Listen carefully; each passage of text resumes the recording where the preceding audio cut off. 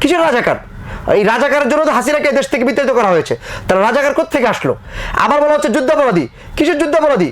এই দেশে তো গোলাম আজম রহমতুল্লাহ আলী সহ সাইদি রহমতুল্লাহ আলী ওরা তো নিষ্পাপ ছিলেন এবং ওনাদের কোনো দোষ ছিল না, যেটা আমরা দেখেছি যে এই দেশে আইন দ্বারা প্রমাণিত হয়েছে যে তারা যুদ্ধাপরাধের সাথে কোনো জড়িত ছিল না।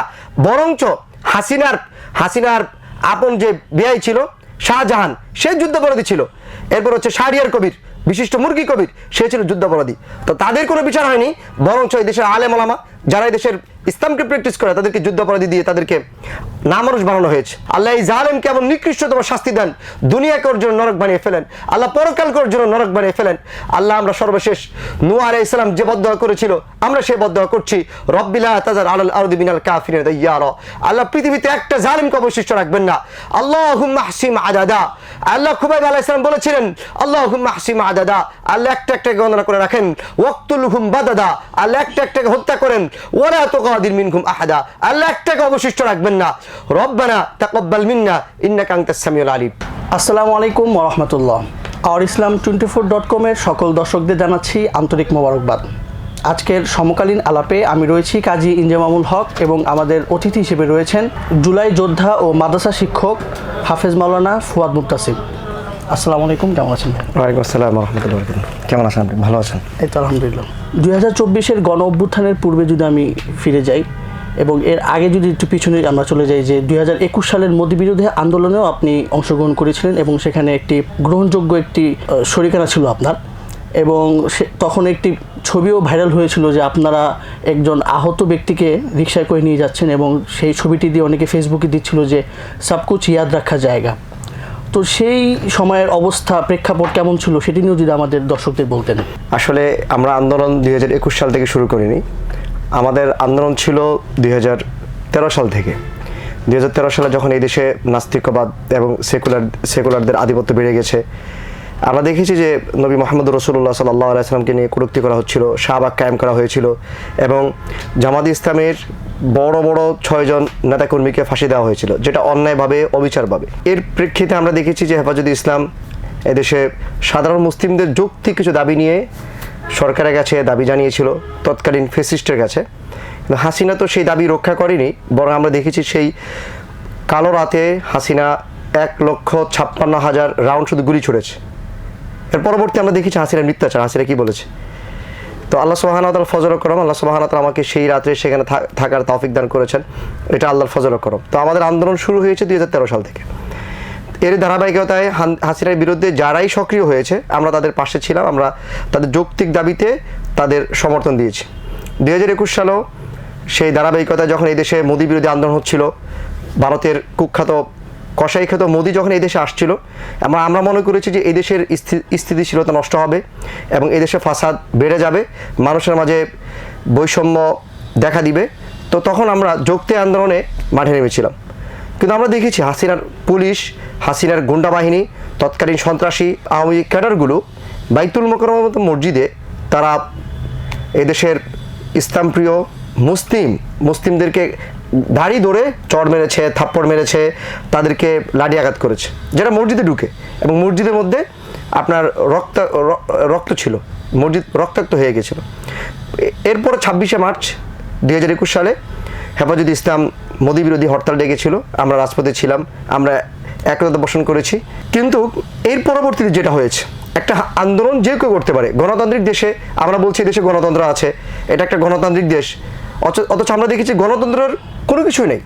2008 নির্বাচনের পরে 2014-তে নির্বাচন হয়নি, 18-তে নির্বাচন হয়নি, 24-এও নির্বাচন হয়নি, মানে গণতন্ত্রের কোনো কিছু এদেশে ছিল না। এদেশে একচ্ছত্রভাবে হাসিনা এই দেশকে কায়েম করে নিয়েছিল। ওই যে একটা কথা আছে না, মানে মনে হয় এমন একটা অবস্থা দাঁড়িয়ে গেছিল যে দেশটা মনে হয় শেখ মুজিবের আর শেখ হাসিনার আর আওয়ামী গুন্ডাদের, এদেশে আর অন্য কেউ বসবাস করতে পারবে না।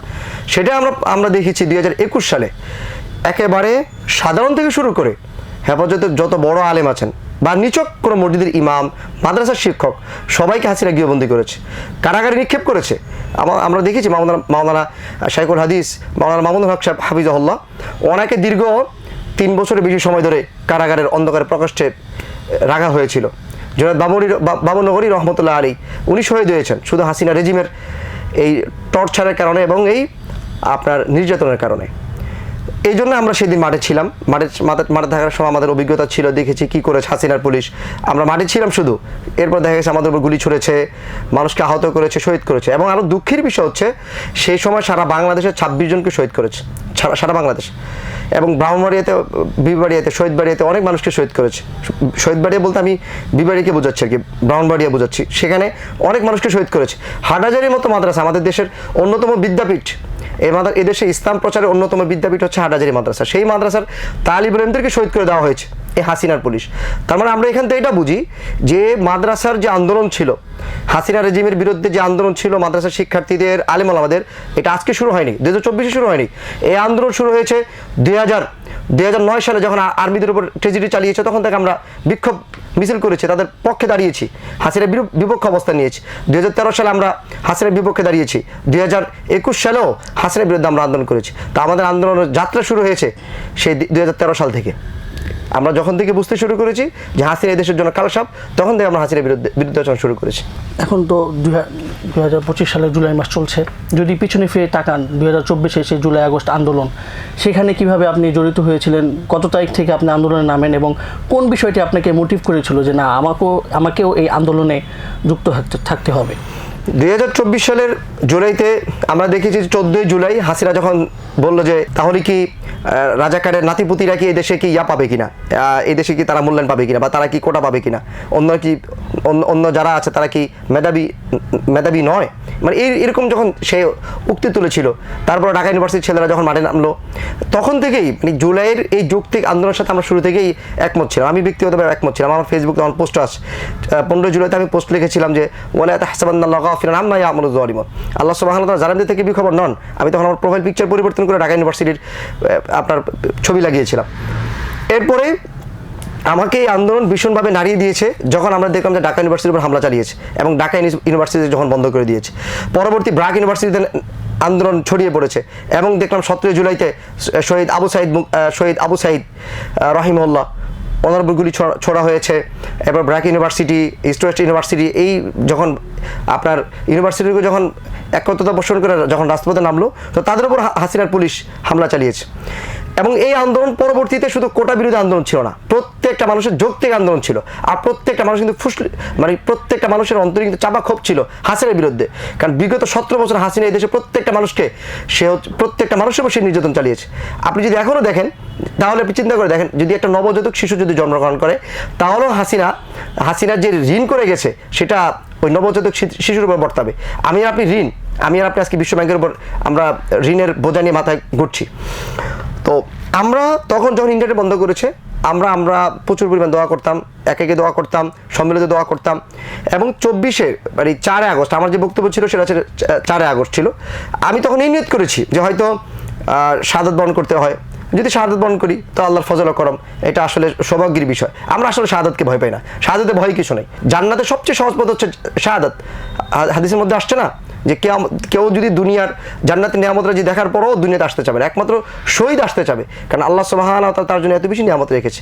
কোরআনে একাধিক জায়গায় আছে যে শহীদকে মৃত বলা হারাম, শহীদকে মৃত ধারণা করা হারাম। সেজন্য আমরা শাহাদাত প্রত্যাশী ছিলাম। আমরা এই জন্য রাজপথে নেমে আসছি। এবং 5 আগস্ট যাত্রাবাদে আমাদের অবস্থান ছিল। আমাদের সামনেই পুলিশ মুমূর্ষভাবে হামলা করেছে, একেবারে পাশবিক নির্যাতন পুলিশ চালিয়েছে। আপনার যেই বক্তব্যটি এবং বা খুতবাটি সামাজিক যোগাযোগ মাধ্যমে ছড়িয়ে পড়েছে, ভাইরাল হয়েছে, সেটি কত তারিখে দিয়েছিলেন এবং কোন স্পটে আপনি দাঁড়িয়ে এই বক্তব্যটি দিয়েছিলেন? আমার এই বক্তব্য ছিল 4 আগস্টের। আমি এই বক্তব্য দেওয়ার আগে এই বক্তব্যটা আমি দিয়েছিলাম হচ্ছে ধনিয়া কলেজের সামনে শনি রাখা ওভার ব্রিজের নিচে আমি বক্তব্য দিয়েছিলাম। এটা জোহরের পরে দিয়েছিলাম, জোহরের নামাজের পরে। তো আমার সামনে অনেক মানুষ উপস্থিত ছিল। তো তাদেরকে আসলে মোটিভেট করা দরকার, তাদেরকে দিনের কথাগুলো বলা দরকার। এবং এটা যেন একচ্ছত্রভাবে শাহবাগীদের আন্দোলন না হয়ে যায়, সুশীলদের আন্দোলন না হয়ে যায়, বা তারা যেন এটাকে এই আন্দোলনকে ছিনিয়ে না নিতে পারে, এটা আমার জীবনে একটা বড় মাকসাদ ছিল। ঠিক আছে, এটা যেন তাদের একচ্ছত্র আন্দোলন বলে দাবি না করতে পারে। এই জন্য আমি তখন চিন্তা করেছি যে আল্লাহর পর তাওয়াক্কুল করেছি, নিয়ত করেছি এবং অনেকবার চিন্তা করেছি যে আসলে দেওয়া কি দরকার না। তখন আমার মনে যেটা মনে হয়েছে যে আমাদের কিছু প্রুফ থাকা দরকার, যেটা আমরা 71-এ বঞ্চিত হয়েছি। এদেশের 71-এ আলেম ওলামাদেরকে দেখলে বলে যে মোল্লা মুরব্বিরা রাজাকার, এই সেই বলে আর কি। তা আমার মনে হচ্ছে 24-এর আন্দোলন যেন হাইজ্যাক না হয়ে যায়, এটাকে সংরক্ষণ করে রাখা দরকার। এই জন্য আমি তখন এই বক্তব্য দিয়েছিলাম এবং আল্লাহর ফজল করম আজকে দেখলাম যে আলহামদুলিল্লাহ আল্লাহ তাআলা বিভিন্ন জায়গায় এটা ছড়াচ্ছে। আমি দোয়া করি, আমি আপনাদের কাছে দোয়া চাই, আল্লাহ সুবহানাহু ওয়া তাআলা এই বক্তৃতাকে কবুল করুন এবং এর উসিলা আল্লাহ তাআলা আমার নাজাদের উসিলা বানিয়ে দিন। যারা শাহাদাত বরণ করেছে আল্লাহ সুবহানাহু ওয়া তাআলা তাদেরকে হাকিকি শহীদ হিসেবে কবুল করুন। যারা আহত হয়েছে তাদেরকে আল্লাহ সুবহানাহু ওয়া তাআলা পরিবারের শিফা আজেল কামিলা দান করুন। আপনার সেই বক্তব্য যদি একটু চুম্বকাংশ আমাদের দর্শকদের একটু শোনাতেন। আল্লাহ যুগে যুগে আমরা আপনার সাহায্য দেখেছি। আপনি মুসা আলাইহিস সালাতু ওয়াস সালামকে সাহায্য করেছেন, আপনি মুহাম্মদুর রাসূলুল্লাহ সাল্লাল্লাহু আলাইহি ওয়াসাল্লামকে সাহায্য করেছেন।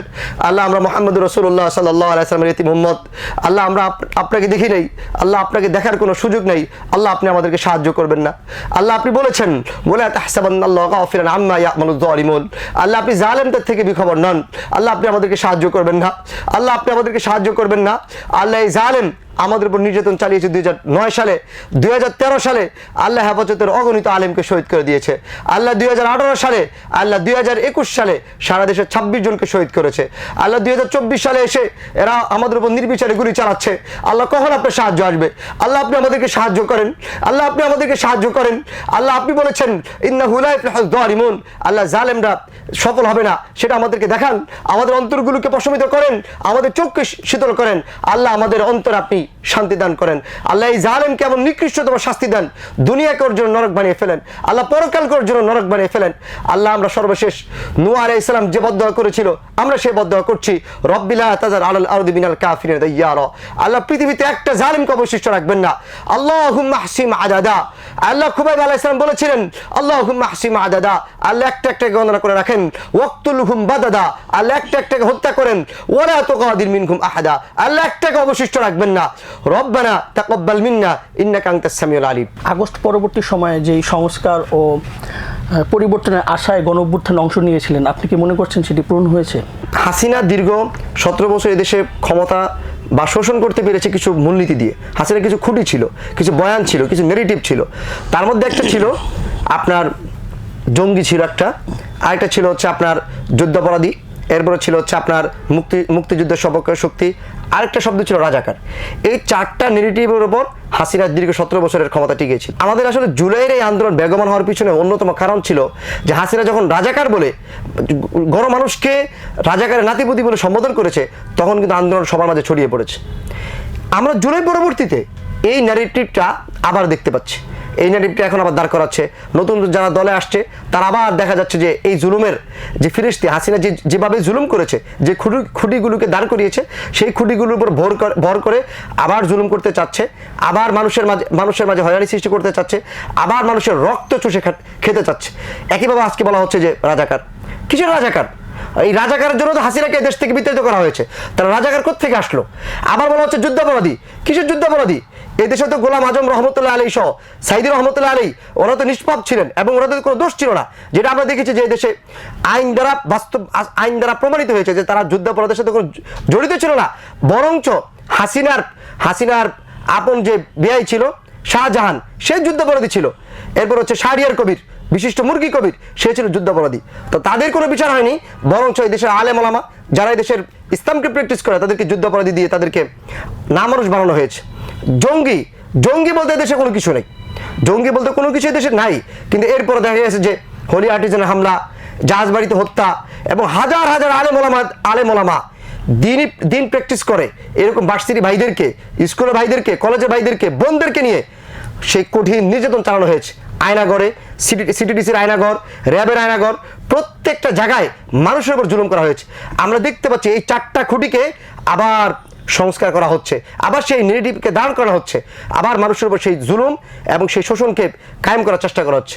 যদি যে কেউ এটা করবে তাহলে অবশ্যই বলছি হাসিনার যে পরিণত হয়েছে ভাই আপনার সাথে সেই পরিণত হবে, কারণ এটা আল্লাহর ওয়াদা, ইন্নাহু লা ইফলাহুয যালিমুন, জালিম কখনো সফল হয় না। আপনারা যারা এই নেগেটিভ দাঁড় করতে চাচ্ছেন, রাজাকার বলে, যুদ্ধাপরাধী বলে, এরপর জঙ্গি বলে, মুক্তিযুদ্ধ সপক্ষে শক্তি বলে, আপনাদের পরিণতি সেটাই হবে যেটা হাসিনার পরিণত হয়েছে। জাতিসংঘের মানবাধিকার দপ্তর স্থাপন করতে সরকার অনুমতি দিয়েছে, একজন জুলাই যোদ্ধা হিসেবে এটি নিয়ে আপনার প্রতিক্রিয়া কি? এদেশে যখন হাসিনা পরবর্তীতে 600 মানুষকে আর্মি নিরাপত্তা দিয়েছে। সেই 600 মানুষের লিস্ট আমরা দীর্ঘ অনেক মাস পর আমরা সেই লিস্ট পেয়েছি। এদেশ থেকে ওবায়দুল কাদের নিরাপদে চলে গিয়েছে, তারেক সিদ্দিকের মতো লোক সে পলায়ন করেছে, এবং হাসিনা তো নিজেও পলায়ন করেছে, এবং অন্যান্য হাসিনার যে দোষর ছিল বড় বড় এমপি মন্ত্রীরা যারা এই দেশে যারা শোষণ রাজনীতি করেছে, তারা এই দেশ থেকে নিরাপদে পলায়ন করেছে। কিন্তু এই দেশের সরকার, আমরা যাকে সরকার বানিয়েছি, যাকে উপদেষ্টা বানিয়েছি, তারাই নিয়ে কোনো আক্ষেপ ছিল না, সে কোনো ব্যবস্থাও করে নাই। এরপরে দেখেন বিপরীতে আমরা দেখলাম কি, যে হাসিনা যাদেরকে মিথ্যা মামলায়, মিথ্যা গুজবে যাদেরকে আয়নাঘরে রেখেছে, বন্দি রেখেছে, তাদের কাছ পর্যন্ত ছাড়েনি। যদি তাদেরকে ছাড়তো তাহলে আশিকুর রসুল যারা নবী সাল্লাল্লাহু আলাইহি ওয়াসাল্লামকে ভালোবাসে, সেই সমস্ত মানুষদেরকে আজ পর্যন্ত কারাগারতে ছাড়া হয়নি। সাইমন ভাইকে ছাড়া হয়নি, ফারাবি ভাইকে ছাড়া হয়নি। এছাড়া যারা আশিক রাসূল ছিল, যারা মিথ্যা মামলায় আজকে যুগের পর যুগ কারাগারে বন্দি, দুনিয়ার আলো বাতাস দেখে না, যাদের পরিবারগুলো আজকে মানবতার জীবনযাপন করছে, সেই মানুষগুলোকে এখন পর্যন্ত ইউসুফ সরকার তাদেরকে মুক্তি দেয়নি, বরং এদেশ থেকে আওয়ামী লীগকে নিরাপদে অ্যাক্সেস দিয়ে তাদেরকে এদেশ থেকে পাঠিয়ে দিয়েছে। এবং আপনি আরো দুঃখের বিষয় হচ্ছে, গত 2 দিন আগে এদেশে একজন উপদেষ্টা, সে হচ্ছে নারী বিষয়ক উপদেষ্টা, সে পতিতাদেরকে 2.5 কোটি টাকা দিয়েছে। বিপরীতে যারা মডেল মসজিদের ইমাম ও খতিব, তাদের বেতন ছিল 30,000 টাকা, 35,000 টাকা, তাদের বেতন কমিয়ে সে হচ্ছে আপনার পতিতাদেরকে ন্যায্য অধিকার দিয়েছে 2.5 কোটি টাকার মতো। মাআদাল্লাহ মিন যালিক। এরপরে দাবি করা হচ্ছে যে দেশে আপনার আন্তর্জাতিক আমেরিকান মানবাধিকার সংস্থা এদেশে কায়েম করবে, এদেশে তাদের দিবে, অফিস দিবে। আপনি আমাকে বলেন, পৃথিবীতে আপনি এটা বোঝার আগে আপনি এটা বুঝেন যে আমেরিকা পৃথিবীতে যে জুলুম করে, যে শোষণ করে, এটার কিছু খুঁটি আছে, কিছু ন্যারেটিভ আছে, কিছু বয়ান আছে। এর মধ্যে একটা হচ্ছে গণতন্ত্র, এরপর হচ্ছে আপনার আন্তর্জাতিক আইন, আর হচ্ছে মানবাধিকার। এই 3টা খুঁটির উপর আমেরিকার শোষণ এবং জুলুম টিকে আছে। পৃথিবীতে গণতন্ত্র বলতে কোনো কিছু নেই, পৃথিবীতে আন্তর্জাতিক আইন বলতে কোনো কিছু নাই, মানবাধিকার বলতে কোনো কিছু নেই। আপনি আরো অবাক হবেন যে আমেরিকা সহ ইউরোপের কোনো কান্ট্রিতে মানবাধিকার কোনো সংস্থা নেই, কোনো মানবাধিকার সংস্থার কোনো অফিস নেই, এবং গণতন্ত্র তাদের দেশেও নেই। আপনি যদি বলেন যে পৃথিবীতে যদি গণতন্ত্র থাকতো, তাহলে এই গণতন্ত্র পাওয়ার সবচেয়ে বেশি হকদার ছিল গাজার মুসলিমরা। তারা গণতন্ত্র পাচ্ছে না। আপনি দেখেন পৃথিবীর প্রায় কোটি কোটি মুসলিম আজকে গাজার মুসলিমদের পক্ষে দাঁড়িয়েছে। আমরা এই দেশ থেকে মার্চ ফর গাজা করেছি, বিভিন্ন দেশে মার্চ ফর গাজা হয়েছে। তাহলে এত মানুষের গণ আন্দোলন, গণ মানুষ যেখানে গাজার পক্ষে দাঁড়িয়েছে, তাহলে গণতন্ত্রের কোনো প্রতিষ্ঠিত হয় না। কেন আন্তর্জাতিক আইন প্রতিষ্ঠিত হয় না? কেন মানবাধিকার আজকে মানবাধিকার সংস্থাগুলো আজকে কেন গাজার মুসলিমরা নাই? যদি গাজায় কেন নাই? যদি গাজায় থাকতো তাহলে মানুষগুলো আজকে মারা যেত না, লাখখানিক মানুষ আজকে শহীদ হয়েছে। এরপরে জার্মানির এক সংস্থা বলেছে যে গাজায় 4 লাখ মানুষকে খুঁজে পাওয়া যাচ্ছে না, সেই মানুষগুলো লাশ বের করা যাচ্ছে না, মানুষ খাবার পাচ্ছে না, অনাহারে আছে, অর্ধাহারে আছে, দিনের পর দিন মানবতার জীবনযাপন করছে। তাহলে আন্তর্জাতিক আইন কেন আজকে গাজার মুসলিমরা পাচ্ছে না? আর আন্তর্জাতিক আইনে যদি কথা বলি, তাহলে আন্তর্জাতিক আইনে সবচেয়ে বড় সন্ত্রাসী রাষ্ট্র হচ্ছে ইসরায়েল, অথচ ইসরায়েলকে আন্তর্জাতিক আইনে সন্ত্রাসী রাষ্ট্র হিসেবে কায়েম করছে না। বরঞ্চ বিপরীতে যারা আজকে গণতন্ত্রের ভুলি ওড়াচ্ছে, আন্তর্জাতিক আইন, মানবাধিকারের কথা বলছে, সেই কুখ্যাত আমেরিকা, তারাই ইসরায়েল পক্ষে দাঁড়িয়েছে, তারাই আমেরিকাকে বুলেট দিচ্ছে, তারা ইসরায়েলকে গুলি দিচ্ছে, বোমা দিচ্ছে, টাকা দিচ্ছে, অর্থনৈতিক সাপোর্ট, পুরা সাপোর্টটাই আমেরিকা দিচ্ছে। তারা সেই আমেরিকা দাবি করছে আমাদের দেশে সারা মানবাধিকার কায়েম করবে। কেন রে ভাই? আমাদের দেশে কি নিরাপত্তা নাই? আমাদের কি কোরআন নাই? আমাদের কি সুন্নত নাই? আরে আমরা যদি আন্তর্জাতিক কথা বলি, আমরা যদি মানবাধিকারের কথা বলি, তাহলে মুসলিমরা সবচেয়ে বড় মানবাধিকার। মুসলিমদের মাঝে মনুষ্যত্ব আছে বলেই এদেশের 90% মুসলিম সে ঝাঁপিয়ে পড়েছে কোরআন বিরোধী আন্দোলনে। এদেশে মুসলিমদের মাঝে অন্তরঙ্গ আছে দেখেই, তারা মানবতা বিশ্বাস করে দেখেই, তাদের মাঝে মনুষ্যত্ব আছে বলেই তারা এখানে বসে গাজার মুসলিমদেরকে নিজেদের ভাই বলে স্বীকার করে। তারা মুসলিমদের পৃথিবীর যেখানেই কোনো মাজলুম জুলুমের শিকার হয়েছে, তার পক্ষে দাঁড়িয়েছে। সেটা ভিন্ন ধর্ম হোক, তার বর্ণ অন্যটা হোক, তার ধর্ম অন্যটা হোক, এরপর মুসলিমরা তাদেরকে আপন করে নিয়েছে, তাদের পাশে দাঁড়িয়েছে। আমাদের দেশে হিন্দুরা বসবাস করে, সংখ্যালঘু দেশে হিন্দুরা আছে, এরপর অন্য জাতি ধর্মের আছে। আপনি দেখেন জুলাই পরবর্তীতে প্রত্যেকটা মন্দিরে মাদ্রাসার শিক্ষার্থীরা গিয়ে পাহারা দিয়েছে, প্রত্যেকটা, এরপরে বৌদ্ধদের উপাসনালয়ে গিয়ে মাদ্রাসার শিক্ষার্থীরা এদেশের ইসলাম যারা প্র্যাকটিস করে তারা গিয়ে পাহারা দিয়েছে। এবং আরো মজার বিষয় হচ্ছে, অনেকে বলতে পারে এই দেশে জঙ্গি আছে, এই আছে সেই আছে। যদি এই দেশে জঙ্গি থাকতো তাহলে হাসিনা পরবর্তীতে জঙ্গি হামলা হতো, অথচ একটাও হয়নি। একটাও দেশের জঙ্গি হামলা কেউ দেখাতে পারবে না, হয় নাই। তাহলে বুঝে গেলে এগুলো সব আওয়ামী ন্যারেটিভ, এগুলো আওয়ামী লীগ বয়ান, যে যার খপ্পরে আমাদের ইউসুফ সরকার পা দিচ্ছে। আমরা ইউসুফ সরকার বলবো, আপনি যদি এদেশের শান্তি শৃঙ্খলা যদি বজায় রাখতে চান, তাহলে এদেশের 90% মানুষের কথা শুনুন, তাদের কথা বুঝুন, তাদের পালস অনুভব করার চেষ্টা করুন। মানুষ আপনাকে আকাশে তুলে রাখবে। আপনার জন্য কিন্তু আন্দোলন করেছিল, বলছে আপনাকে 5 বছর দেখি, অথচ আপনি যখন বলছেন মানবাধিকার সংস্থা দেশে নিয়ে আসবেন, তখন কিন্তু মানুষ আপনাকে থুতু দেওয়া শুরু করেছে। আপনি জানেন না আপনার কিন্তু গ্রহণযোগ্যতা কমে যাচ্ছে। সুতরাং আপনি যদি আপনার গ্রহণযোগ্যতা বিধান নিতে চান, তাহলে এই সমস্ত মানবাধিকার, আন্তর্জাতিক আইন আর সমকামীদের যে অধিকার, এগুলোকে বন্ধ করে দেশের জন্য কাজ করেন। আওয়ামী লীগদের নিষিদ্ধ করেন এবং জুলাই ঘোষণাপত্র আমাদেরকে দেন।